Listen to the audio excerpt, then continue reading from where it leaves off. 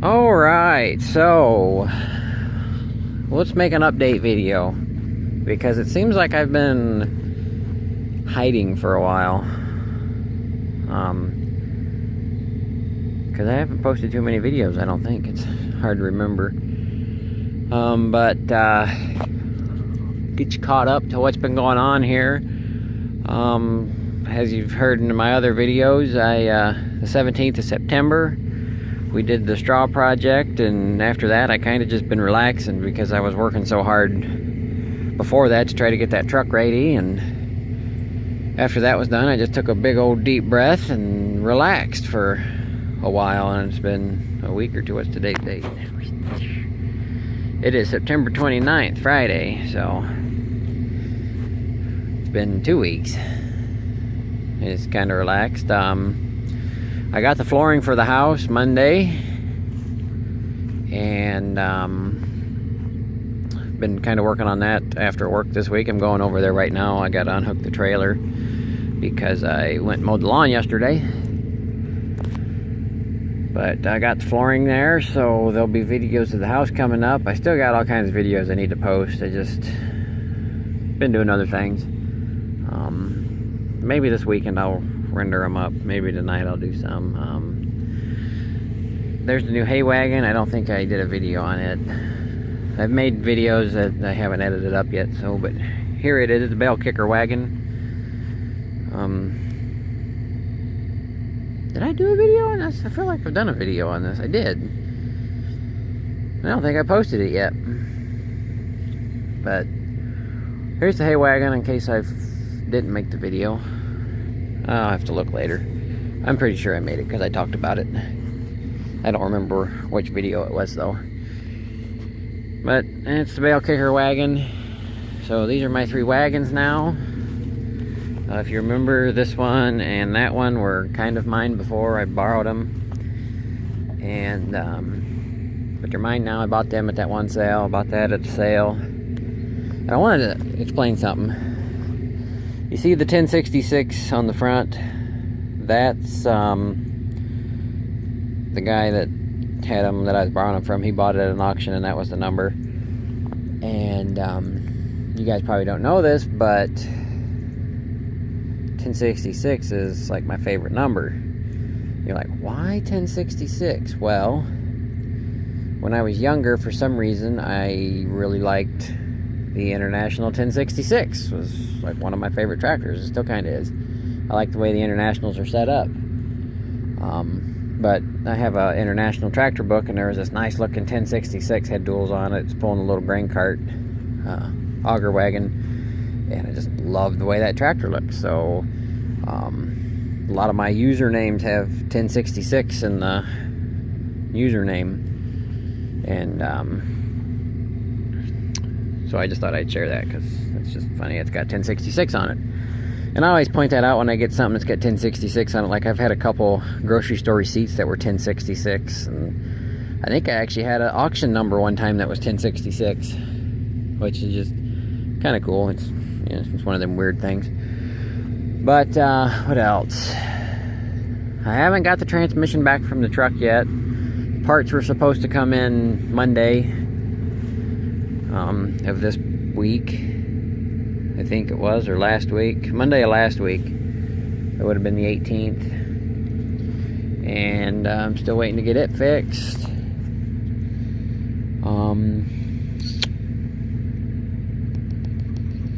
What else? Still have not bought a truck. I think I'm gonna go a different route. I've been doing some looking on Ritchie Brothers and stuff, and for those of you that have been watching since I bought Betty, you know that I just can't justify the price of used dualies because they're so freaking expensive. Well, I can get a medium duty truck for, a third of the cost of a dually that's way newer and will pull way more. So I think I'm going to go that route again. Just get a newer truck that has power steering and maybe not such a long cab to axle measurement there. I was looking on Ritchie Brothers, and you can buy trucks dirt cheap. 2013 TerraStar International, which is a little It's almost like a 450 or a 550 size truck. $7,500. They sold 2 or 3 of them. That's what they brought. I didn't look at the miles, but still, for a 2013 truck, you can't even buy a 2013 anything for that price. I don't care if it's a car or what. So I'm gonna go that route, I think. I'm gonna take Betty to a Ritchie Brothers auction next time they have one in Columbus. Whenever they have that. They just had one recently, so it'll be a couple months because nobody wants her, so I'll take her there. Probably get about $1,000 or $1,500 for her. Which, in all reality, that's what I would take. Lowest would be $1,500 because, you know, I paid $900 for her, put $200 in an alternator and other odds and ends. But I would take the cool headlights out and put in the big International. And, do that. Maybe find a 4-door International. That's what I want. I've wanted a 4-door International for a long time. Betty was kind of the cheap trial run of a truck that size, and I can't say it was a real good trial run because just of the issues she has. No power steering, you know, it drives slower than can be, and just so long. I know if I got a 4-door cab it would be long, but just with that no power steering, it thing's a boat. It's hard to handle. So with a newer one that, you know, has some more creature comforts, maybe AC, stuff like that. So that's about it for the update. I'm trying to think if I've left anything out. Oh, if you haven't seen the I've been busy video, which is the one after busy, I think, if I remember correct, check it out before you watch the rest of this video, because there's a little spoiler. I'm gonna put a spoiler in here. So I'm gonna give you like 2 seconds to stop and go look at it. So 1, 2. All right, so for those of you that have watched that video and want to know what the heck's going on there, no, that is not my Gleaner. And let's take a walk back here. I was talking to C.E. Smith. He texted me. For those of you who don't know, he bought the bean head from my combine. And he was taking off beans at his place, and he sent me a video of the header running, because I haven't seen it without the blue bats on it, and he changed it, real teeth on it and some other things. So he sent me a video of it, and he actually come up with the idea to make a little teaser video to see if any of you that watch regularly and have watched for a while would notice anything. And I only had, I think, 3 comments on it. One which was his, and Massey 1105 driver, he kind of got on to where I was going, sort of. I gave him a little hint. But if you see, my beans are still here, and the combine's still over there. Let me block the sun there. It's still over there. That was all his equipment in that video, and he came up with that idea to do a little teaser video. I said, sure, it sounds like it'd be fun. See if anybody could, you know, put 2 and 2 together. So that's all that video was. I know some of you were probably like, oh yeah, you got the combine going, more combine videos. And I'm sorry, I didn't. I didn't do that. I wish the combine was back together and going. This will be the first harvest in a couple years I haven't got to play. Kind of bummed out about that. I wish that all crop was in a little bit better shape. I'd use it, but it's got issues too. So I'm bummed out about that. But I told him, he sent me a picture of, or the video where he's unloading into that truck. I said, you know, that's like an identical shot from my video when I took off corn in my Gleaner harvest video. There's a red bedded truck. You can't see it in his video, but the cab of his truck was white, and the truck I was unloading into was white. So, but the difference there was I was doing corn, he was doing beans. So there's the explanation behind that video for those of you that thought I got the combine running. Nope, I wanted to have a little fun, and he wanted to have a little fun too. So I thought I would put that out there. I didn't know how long I should wait before I put that out there or not, but I figured I'd just do it now. I'll put that little disclaimer in there about not watching the rest of the video until you see that video. But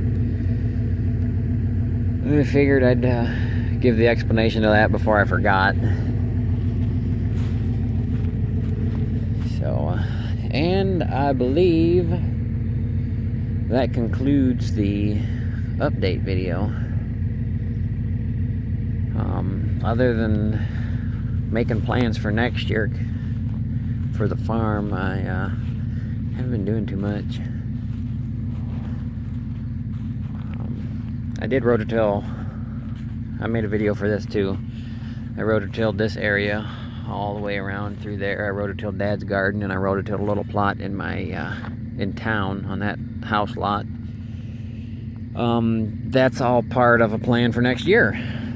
So maybe towards the end of this year I'll make a video focused on the plan for next year. That way I can go back and look at what I didn't do that I planned to do. Because for those of you that pay attention, I want to do vegetables. I used to do up where the goat pasture is, kind of straight across through there. I know it's hard to see because of the sun's doing its shadowy thing, but I used to grow pumpkins and some watermelons and some tomatoes. I did that one year, and I've always tinkered in produce. But I want to get into doing more of like greenhouse production and stuff like that. If you guys don't watch what the heck's his channel, Curtis Stone, the Urban Farmer, I watch a lot of his stuff. He does micro farming in town, like in where the heck's he from, Mascalona or somewhere up in Canada, over on the west coast, I believe. Something like I don't know. But he farms in people's backyards in town and he makes money. I don't know if he makes a bunch of money, but he makes a good amount of money, enough that most farmers would probably make on like 100 acres or so, or even more acreage than that. Because a lot of farmers I know that do like 200 or 300 acres probably don't make as much as him, and he only farms maybe an acre total. But he does a lot of specialty stuff, microgreens. I do tomatoes, stuff along that line. Sells to restaurants. And there's another channel I just subscribed to from overseas, but he does a lot of stuff, same as everybody else. Richard something. Watch his channel. I watch a lot of channels like that. Get ideas for stuff. And I bought Curtis's book, and I bought Elliot Coleman's book. He does some stuff. He does a lot with greenhouses, moving greenhouses, doing a lot of winter production stuff, extending your growing season. So I want to get into doing stuff like that. And Elliot Coleman's stuff's pretty cool because, excuse me, he makes his greenhouse movable like a lot of people do with little chicken tractors. They pull them ahead and stuff like that. I think he said every year or every 4 years or something like that, he moves his greenhouse. They're on tracks, and he's got like 3 plots, and they just go back and forth for them 3 plots because their greenhouses, they're not growing stuff on shelves and pots and stuff. They're growing it in the ground, like a cold frame type deal. And when the soil doesn't get the elements, rain and sun and everything on it, it does funky stuff to it. And by allowing the greenhouse to move, you can move it ahead to a different plot, and the rain can get on the soil and doesn't goof it up. I can't remember what he said it does. I just glanced at the book. I haven't read it yet. I want to read it in the Urban Farmer, but with the process, we're kind of moving out of the house here into the house in town and working on that, and I don't have time to read. I barely have time to edit videos, so but I want to get into doing stuff like that. Maybe doing some like fall type decorative stuff along the lines of broom corn, Indian corn. I want to try to make little square bales, the little decorative bales, you know, that sell for like $20 at Big Lots and Walmart. There's videos on YouTube of how to make the little bitty hand balers, just to see if I could, you know, make money at that. And then do pumpkins, stuff I can make fall decorations out of.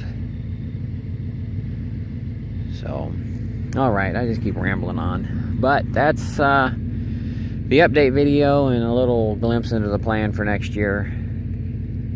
So, anyways, before I keep rambling on, because for some reason I'm in a rambling mood, thanks for watching.